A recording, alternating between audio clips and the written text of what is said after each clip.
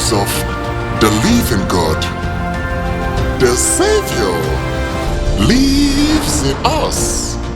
And if the Savior lives in us, then we are Superman to our world.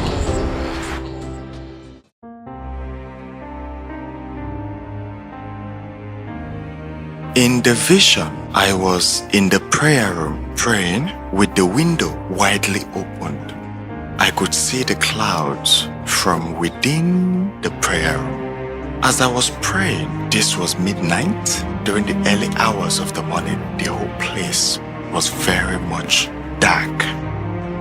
I saw through the window an object moving slowly. This object was moving slowly with no light on it.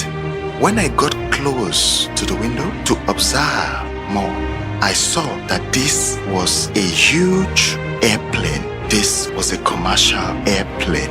It passed where the people were, where residential buildings were, and crashed on a close-by mountain. It crashed at the foot of the mountain. It seemed as though it was hijacked. This I observed from the sky, as there was no light on it. It was off from the sky, but crashed at the foot of the mountain. Let us pray, because I could see clearly that this was on a Tuesday. Thank you.